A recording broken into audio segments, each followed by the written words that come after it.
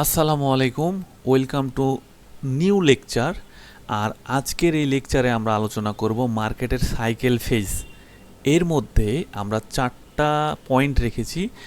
First point আছে আমাদের accumulation, এবং নেক্সট যে মেজর পয়েন্টগুলো সেগুলো হচ্ছে অ্যাকুমুলেশন অ্যান্ড ডিস্ট্রিবিউশন।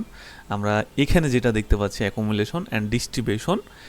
এরপরে তাদের মধ্যে কিছু থাকবে এক্সপেনশন এবং রিভার্সন। ওকে, তো আমরা আজকে অ্যাকুমুলেশন অ্যান্ড ডিস্ট্রিবিউশনের বিস্তারিত আলোচনা দেখব, এবং আমরা আরেকটা জিনিস আপনাকে দেখাতে চাই, সেটা হচ্ছে মার্কেটের সাইকেল ফেজ। ওকে, আপনি যদি দেখেন মার্কেট কিন্তু সাইকেলে ঘুরতে থাকে, চক্র আকারে ঘুরতে থাকে। দেখবেন একই প্যাটার্ন, একই ক্যান্ডেল বারবার এই মার্কেটে দিতে থাকে এবং মার্কেটটা ঘুরতেই থাকে। দেখবেন যে কিছু নির্দিষ্ট প্রাইজের মধ্যে মার্কেট উঠে নামে যায় আসে, এইরকম কিছুটাই করে, আর মার্কেট কিন্তু সাইকেল পর্যায়ক্রমে ঘুরতেই থাকে। যেটা আমরা এখানে একটু আলোচনা করি, অ্যাকুমুলেশন অ্যান্ড ডিস্ট্রিবিউশনটাও এই সেম ক্ষেত্রেই পড়ে। জিনিসটা এইভাবে ঘুরতেই থাকে, হ্যাঁ, এটা তারা এইভাবেই ঘুরতে থাকে এবং মার্কেট চলতে থাকে। তাহলে আমরা এটা কনসেপ্ট ক্লিয়ার হয়েছি। এখন আমরা যেটা দেখব সেটা হচ্ছে অ্যাকুমুলেশন ফেজ। অ্যাকুমুলেশন ফেজটা কি ভাই? এটা হচ্ছে জমিয়ে রাখা।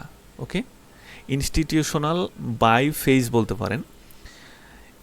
এই পর্যায়ে প্রাইস অনেক নিচে থাকে এবং সাধারণ মানুষ বা রিটেলার্স ট্রেডার যারা, আমরা রিটেলার্স ট্রেডার যারা ভয়ে হতাশায় সেল করে ফেলি। কিন্তু স্মার্ট মানি ইনস্টিটিউশনাল ইনভেস্টররা কি করে? গোপনে বাই করতে থাকে।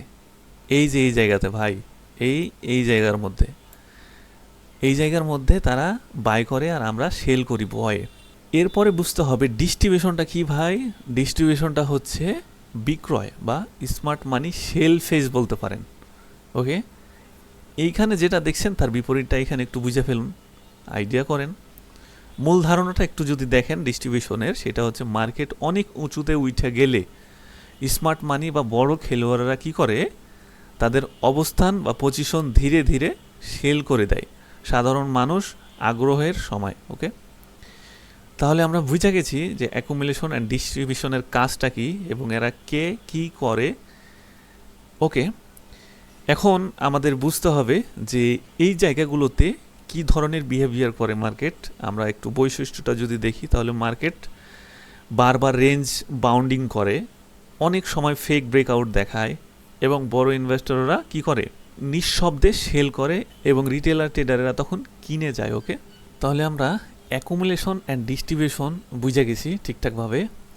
এখন আমাদের মার্কেটে যায় একটু অ্যানালাইসিস করে দেখতে হবে যে এইটা কেমনে কাজ করে এবং এর থেকে আমরা কেমনে বাঁচবো। মানে এর মধ্যে এই যে অ্যাকুমুলেশন অ্যান্ড ডিস্ট্রিবিউশনের মধ্যে যে ট্র্যাপগুলো হয়, এগুলো থেকে কেমনে বাঁচবো। এখান থেকে অনেক ট্রেডার আছে যারা কি করে, এই জায়গার উপরে ট্রেড লাগায় তাদের স্টপ লস হান্ডিং করে বসে থাকে, এখানের উপর ট্রেড লাগায় স্টপ লস হান্ডিং করে বসে। এখানে অনেক ফেক ব্রেকআউট এবং এবং ফলস ব্রেকআউট অনেক হয়। মনে হবে যে এবার মার্কেট ব্রেকআউট দিয়ে ফেলছে, কিন্তু না, সে ডিস্ট্রিবিউশনের আন্ডারই আছে, সে অ্যাকুমুলেশনের আন্ডারই আছে। ওকে, তো চলুন আমরা চার্টে চলে যাই। আমরা এখানে যা ছিল সব কিছু বুঝে গেছি। এটা যদি বুঝতে পারি আমরা চার্টে গেলে অনেক সহজ হয়ে যাবে। তা আমি এখন বর্তমানে টেক ভিউয়ের মধ্যে ক্রিপ্টোর এক চার্টে আছি, এই বিটিসির মধ্যে আছি, এবং আপনারা জানেন যে ক্রিপ্টোর যতগুলো অ্যাসেট আছে সবগুলো 24 ঘন্টায় খোলা থাকে। তাহলে আমরা কি বাইর করব? প্রথমে আমরা অ্যাকুমুলেশন অ্যান্ড ডিস্ট্রিবিউশন বাইর করে দেখব। আর আমি একটু হায়ার টাইম ফ্রেমে গেলাম। হ্যাঁ, এখানে যদি আসি,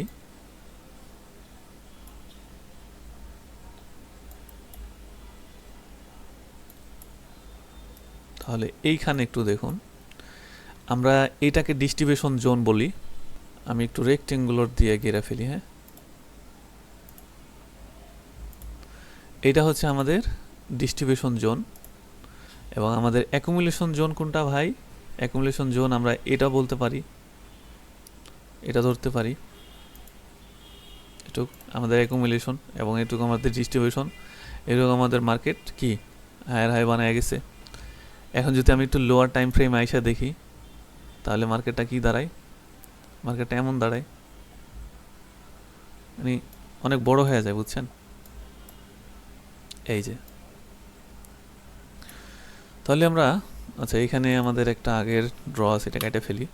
তাহলে মার্কেটের অ্যাকুমুলেশন অ্যান্ড ডিস্ট্রিবিউশন বুঝছেন এটা কোথায় হয়। এইটা সর্বোচ্চ হাই হবে অ্যাকুমুলেশন, সর্বোচ্চ হাই হবে ডিস্ট্রিবিউশন এইখানে, আর সর্বোচ্চ লোয়ে হবে অ্যাকুমুলেশন, যেখানে প্রাইস বারবার রেঞ্জ বাউন্ডিং করবে। যদিও এটা অ্যাকুমুলেশন হয় নাই, পারফেক্ট অ্যাকুমুলেশন আরও অনেক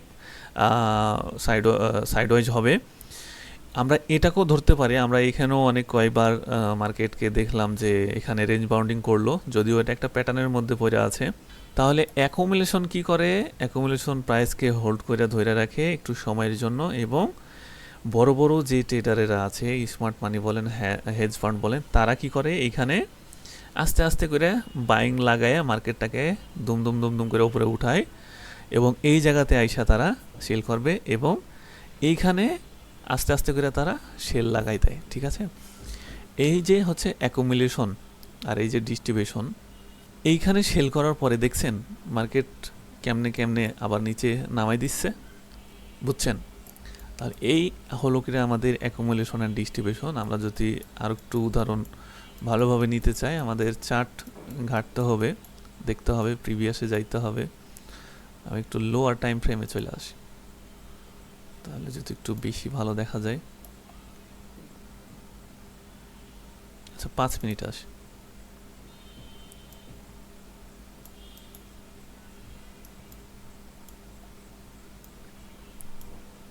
এই যে এগুলোই ভাই, এগুলোই অ্যাকুমুলেশন ডিস্ট্রিবিউশন পয়েন্ট। আমি যদি এগুলো ড্র করে দেখাই, তাহলে এটা আমাদের কি ডিস্ট্রিবিউশন পয়েন্ট। আমরা যদি অ্যাকুমুলেশন পয়েন্টটা দেখি, তাহলে আমাদের অ্যাকুমুলেশন পয়েন্টটা এটা হচ্ছে আমাদের অ্যাকুমুলেশন পয়েন্ট।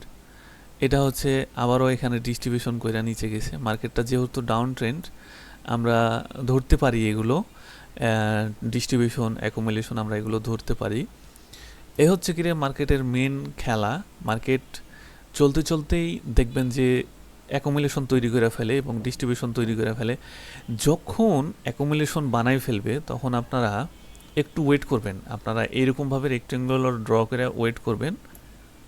এইখান থেকে শর্ট পজিশনে যখন ডিস্ট্রিবিউশন বানাবে, একটা শর্ট পজিশনের এই জায়গা থেকে নেবেন। ঠিক দেখুন তো,